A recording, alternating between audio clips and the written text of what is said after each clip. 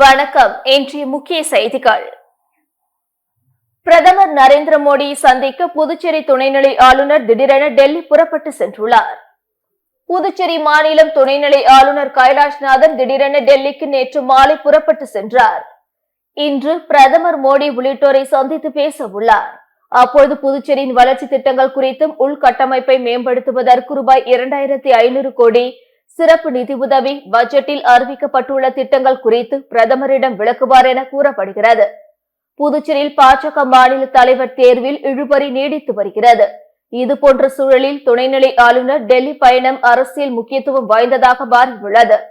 புதுச்சேரியில் நிலவும் அரசியல் சூழல், கூட்டணி கட்சியான NR காங்கிரசின் நிலைப்பாடு, பாஜக எம்எல்ஏக்களின் தனி அணி திட்டம் ஆகியவை குறித்து விவாதிக்கப்பட இருப்பதாக கூறப்படுகிறது. குறிப்பாக புதுச்சேரியின் அரசியல் சூழலுக்கேற்ப பாஜக மாநில தலைவராக யாரை நியமிக்கலாம் என பிரதமருடனான ஆலோசனையில் முக்கியமாக இடம்பெறும் என கூறப்படுகிறது. புதுவை மாநிலம் பாகூர் காவல் நிலையத்தில் நடைபெற்ற மக்கள் மன்றத்தில் பல்வேறு புகார்களுக்கு உடனடியாக தீர்வு காணப்பட்டதாக தெரிவிக்கப்பட்டுள்ளது. புதுவை மாநிலத்தில் உள்ள காவல் நிலையங்களில் மக்கள் குறை கேட்கும் மக்கள் மன்றம் நிகழ்ச்சி சனிக்கிழமை தோறும் நடத்தப்பட்டு வருகிறது. அதன்படி புதுச்சேரி பாகூர் காவல் நிலையத்தில் இன்று நடைபெற்ற மக்கள் மன்றத்தில் காவல் நிலைய அதிகாரிகள் பொதுமக்களின் மனுக்களை பெற்று குறைகளை கேட்டு நடவடிக்கை மேற்கொண்டனர்.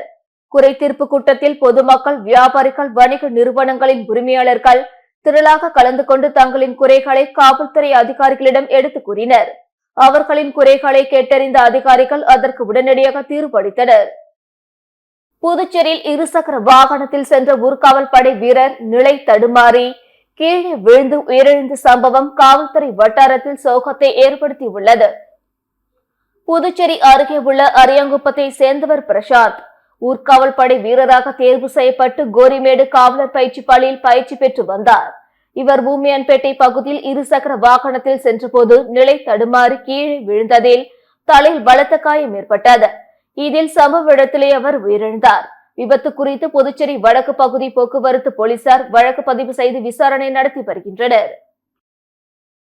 புதுச்சேரியில் 7 பேரிடம் 2.79 லட்சம் ரூபாய் மோசடி செய்த கும்பலை சைபர் கிரைம் போலீசார் தேடி வருகின்றனர். வைத்திக்குப்பத்தை சேர்ந்தவர் பிரதீப் ராஜ். பயிற்சியாளராக இருக்கும் இவர் தொழில் ரீதியாக உள்ள வாட்ஸ்அப் குரூப்பில் இணைந்தார். தொழில்முறை சான்றிதழை புதுப்பிக்க பணம் அனுப்ப வேண்டுமென வாட்ஸ்அப்பில் ஒரு நபர் பேசினார். அதை நம்பி அவர் 1.42 லட்சம் ரூபாயை அனுப்பி ஏமாந்தார். ரெட்டியார்பாளையத்தை சேர்ந்தவர் ஹரிராஜன். இவரை தொடர்பு கொண்ட நபர் ஆன்லைன் டிரேடிங்கில் பணம் சம்பாதிக்கலாம் என கூறினார். அந்த நபர் அனுப்பிய லிங்க் மூலம் 1.15 லட்சம் ரூபாய் அனுப்பி ஏமாந்தார். லாஸ்பேட்டை சேர்ந்த ஜானி மேரி 4000, காட்டேரிக்குப்பம் சுரேந்தர் 6000, முத்தியால்பேட்டை முகமது பைசல் 6000, வில்லியனூர் டேனியல் ராஜ் 3000, மதகடிப்பட்டு மணிமேகலை 3000 ரூபாய் அனுப்பி ஏமாந்தனர். இது குறித்த புகார்களின் பேரில் சைபர் கிரைம் போலீசார் வழக்கு பதிந்து விசாரித்து வருகின்றனர். கண்டமங்கலம் காவல் நிலையம் அருகே அடையாளம் தெரியாத ஆண் சடலத்தை கைப்பற்றி போலீசார் விசாரணை மேற்கொண்டு வருகின்றனர். விழுப்புரம் மாவட்டம் கண்டமங்கலம் காவல் நிலையம் அருகே உள்ள புதர்மண்டி இடத்தில் இருந்து இன்று காலை துர்நாற்றம் வந்துள்ளது. அப்பொழுது அப்பகுதி மக்கள் அங்கு சென்று பார்த்தபோது அழுகிய நிலையில் ஆண் சடலம் ஒன்று கிடப்பதை கண்டு அதிர்ச்சி அடைந்தனர். அவர்கள் அளித்த புகாரின் பேரில் கண்டமங்கலம் இன்ஸ்பெக்டர் சுரேஷ் பாபு தலைமையிலான போலீசார் சம்பவ இடத்திற்கு விரைந்து வந்து சடலத்தை கைப்பற்றி பிரேத பரிசோதனைக்காக அரசு மருத்துவமனைக்கு அனுப்பி வைத்து விசாரணை நடத்தினர். விசாரணையில் இறந்தவருக்கு வயது 40 முதல் 45 வரை இருக்கும் என்றும் அவரது கையில் சிவகாமி என்ற பெயர் பச்சை குடுத்தப்பட்டுள்ளது. உயிரிழந்தவர் யார், யாராவது கொலை செய்து அங்கு வீசினார்களா என பல்வேறு கோணங்களில் போலீசார் விசாரணை மேற்கொண்டு வருகின்றனர். மடுகரையில் உள்ள வள்ளி தேவிசேனா ஸ்ரீ சமேத சுப்பிரமணியர் ஆலயத்தில் திருக்கல்யாண உற்சவ விழாவில் திரளான பக்தர்கள் கலந்து கொண்டு சாமி தரிசனம் செய்தனர். மடுகரை கிராமத்தில் எழுந்தருளி உள்ள வள்ளி தேவிசேனா சமேத ஸ்ரீ சுப்பிரமணிய ஆலயத்தில் பங்குனி புத்திர திருநாளையொட்டி திருக்கல்யாண உற்சவம் சிறப்பான முறையில் நடைபெற்றது. முன்னதாக விக்னேஸ்வர பூஜை, கலச ஹோமம், காப்பு கட்டுதல், வஸ்திரம் அணிவித்தல், பூநூல் போடுதல், மாலை மாற்றுதல் உள்ளிட்ட நிகழ்வுகள் நடைபெற்றது. வள்ளி தேவசேனா சுப்பிரமணியர் மனக்கோலத்தில் அலங்காரம் செய்யப்பட்டு மங்கள வாத்தியம் முழங்க திருக்கல்யாணம் நடைபெற்றது. சுப்பிரமணியர் ஆலய குருக்கள் கணேஷ் தலைமையிலான சிவாச்சாரியர்கள் திருக்கல்யாண பணிகளை செய்தனர். இவ்விழாவில் திரளான பொதுமக்கள் கலந்து கொண்டு சாமி தரிசனம் பெற்றனர். விழாவில் கலந்து கொண்ட அனைவருக்கும் சிறுவரிசை பொருட்கள் மற்றும் அன்னதானம் வழங்கப்பட்டது. அரசு பள்ளிகளில் அவசர நிலையில் அமல்படுத்தப்பட்ட சிபிஎஸ்இ பாடத்திட்டத்தை கைவிட வலியுறுத்தி அனைத்திந்திய மாணவர் பெருமன்றத்தினர் கண்டன ஆர்ப்பாட்டத்தில் ஈடுபட்டனர். அனைத்திந்திய மாணவர் பெருமன்றம், இளைஞர் பெருமன்றம் சார்பில் சிபிஎஸ்இ பாடத்திட்டத்தை கைவிட வலியுறுத்தி கல்வித்துறை முன்பு கண்டன ஆர்ப்பாட்டம் நடைபெற்றது. மன்றங்களின் மாநில தலைவர்கள் முருகன், உதயராஜ் ஆகியோர் தலைமையில் நடைபெற்ற ஆர்ப்பாட்டத்தில் நிர்வாகிகள் அகல்யா, உமா சங்கரி, சிவராமகிருஷ்ணன், எரிக் ரம்போ, கவி நிலவு, வேணி, முகிலன், பிரவீன் முன்னிலை வகித்தனர். மாநில செயலாளர்கள் எழிலன், முரளி கோரிக்கை குறித்து பேசினர். இந்திய கம்யூனிஸ்ட் மாநில செயலாளர் சலீம், மார்க்சிஸ்ட் கம்யூனிஸ்ட் மாநில நிர்வாக குழு உறுப்பினர் அந்தோனி ஆகியோர் கண்டன உரையாற்றினர். என்ஆர் காங்கிரஸ், பாஜக அரசை கண்டித்து கோஷம் எழுப்பப்பட்டது.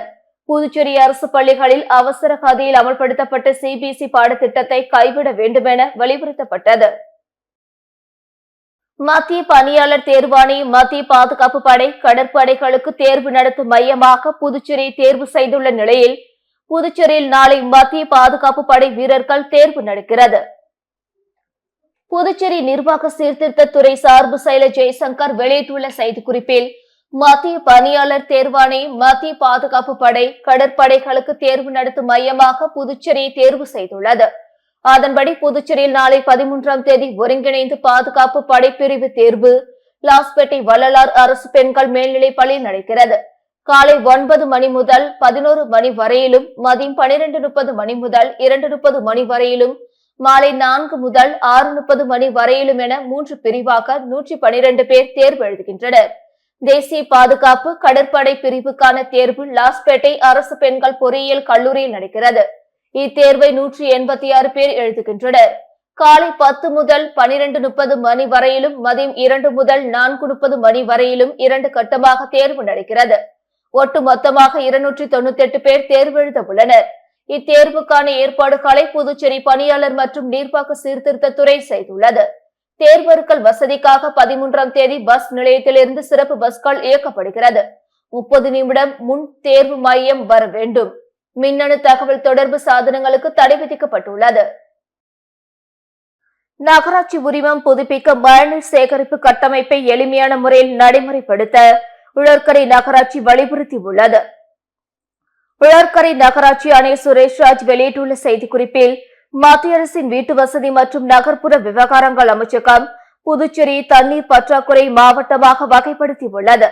இதையொட்டி கலெக்டர் தலைமையில் நடந்த கலந்தாய்வு கூட்டங்களில் உள்ளாட்சி அமைப்புகள் மழைநீர் சேகரிப்பு கட்டமைப்பை அனைத்து பகுதிகளில் நடைமுறைப்படுத்துவதை உறுதி செய்ய வலியுறுத்தியுள்ளது.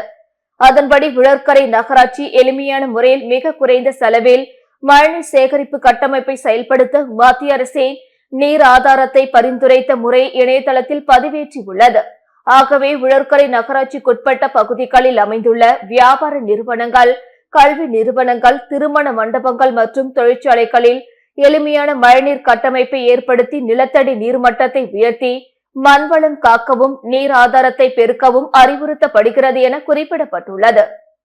புதுச்சேரியில் பங்குனி உத்திரத்தை முன்னிட்டு புகழ்பெற்ற பெரிய காலாப்பட்டு பாலமுருகன் ஆலய தேரோட்டத்தை ஆயிரக்கணக்கான பக்தர்கள் வடம் பிடித்தெழுத்தனர். புதுச்சேரி பெரிய காலாப்பட்டு கிராமத்தில் புகழ்பெற்ற அருள்மிகு ஸ்ரீ பாலமுருகன் ஆலயம் உள்ளது. இங்கு 53ஆம் ஆண்டு பங்குனி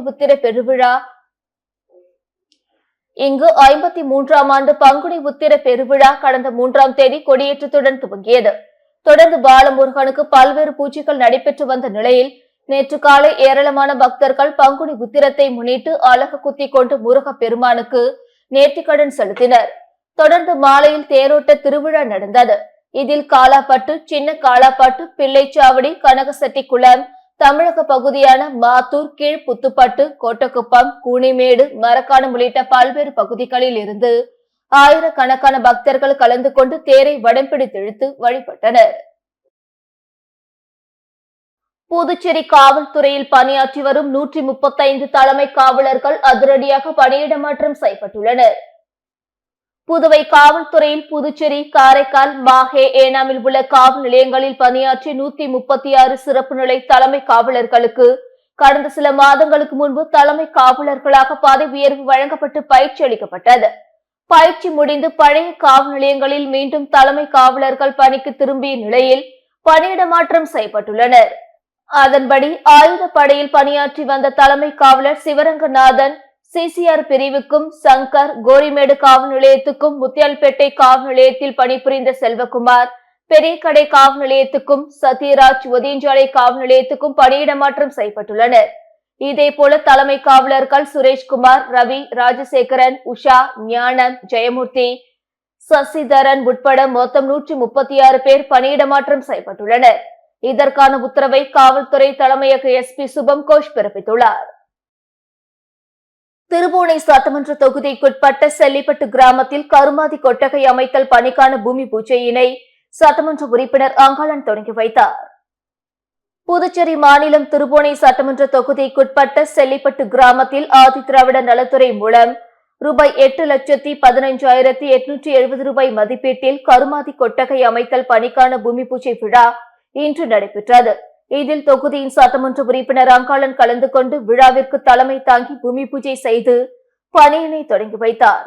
இந்நிகழ்ச்சியில் செயற்பொறியாளர் பக்தவச்சலம், இளநிலை பொறியாளர் முரளி, பொதுமக்கள், சட்டமன்ற உறுப்பினரின் ஆதரவாளர்கள் உட்பட ஏராளமானோர் கலந்து கொண்டு விழாவினை சிறப்பித்தனர். வக்பு சட்ட திருத்தத்திற்கு எதிராக புதுச்சேரி சட்டமன்றத்தில் தீர்மானம் இயற்ற வேண்டுமென வலியுறுத்தி தமிழ்நாடு தௌஹீத் ஜமாத் சார்பில் கண்டன ஆர்ப்பாட்டம் நடைபெற்றது. மத்திய அரசு கொண்டு வந்துள்ள வக்பு சட்ட திருத்த மசோதாவை திரும்ப பெற வேண்டும், தமிழகம் போன்று புதுச்சேரியிலும் வக்பு சட்ட திருத்தத்திற்கு எதிராக சிறப்பு சட்டமன்றத்தை கூட்டி தீர்மானம் நிறைவேற்ற வேண்டும் என்பன போன்ற கோரிக்கைகளை வலியுறுத்தி தமிழ்நாடு தௌஹீத் ஜமாத் சார்பில் கண்டன ஆர்ப்பாட்டம் நடத்தப் போவதாக அறிவித்திருந்தனர். அதன்படி கண்டன ஆர்ப்பாட்டம் அண்ணா சிலை அருகே நடைபெற்றது. தமிழ்நாடு தௌஹீத் ஜமாத் மாவட்ட தலைவர் அபீப் ரஹ்மான் தலைமையில் நடைபெற்ற கண்டன ஆர்ப்பாட்டத்தில் புதுச்சேரி மட்டுமின்றி மாநிலம் முழுவதும் உள்ள இஸ்லாமியர்கள் சுமார் 500க்கும் மேற்பட்டோர் கலந்து கொண்டு கோரிக்கைகளை வலியுறுத்தி கண்டன கோஷங்கள் எழுப்பினார்கள். இந்து மதத்தை இழிவாக பேசிய திமுக அமைச்சர் பொன்முடி மீது வழக்கு பதிவு செய்ய பாஜக நியமன எம்எல்ஏ அசோக் பாபு டிஜி சத்ய சுந்தரத்திடம் புகார் மனு அளித்தார். புதுச்சேரி பாஜக நியமன எம்எல்ஏ அசோக் பாபு தலைமையில் பாஜகவினர் காவல்துறை தலைமையகத்தில் டிஐஜி சத்ய சுந்தரத்தை சந்தித்து மனு அளித்தனர். அவர்கள் அளித்த மனுவில் தமிழக வனத்துறை அமைச்சர் பொன்முடி கடந்த 6ஆம் தேதி கட்சி நிகழ்ச்சியில் வைணவம், சைவம் என விளக்கி ஆபாசமாக பேசியிருப்பது வன்முறையை தூண்டும் விதமாகவும் சனாதன தர்மத்தை பின்பற்றும் மக்களின் உணர்வுகளை புண்படுத்தும் வகையில் உள்ளதால் பலத்த எதிர்ப்பு கிளம்பி உள்ளது.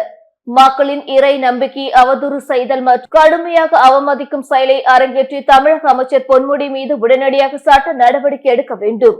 அவதூறு கருத்துக்களை பரப்ப நினைக்கும் மக்கள் விரோத சக்திகளையும் கண்டறிந்து அவர்கள் மீதும் கடும் நடவடிக்கை எடுக்க வேண்டும் என குறிப்பிடப்பட்டுள்ளது. இதுடன் செய்திகள் நிறைவடைந்தன. வணக்கம்.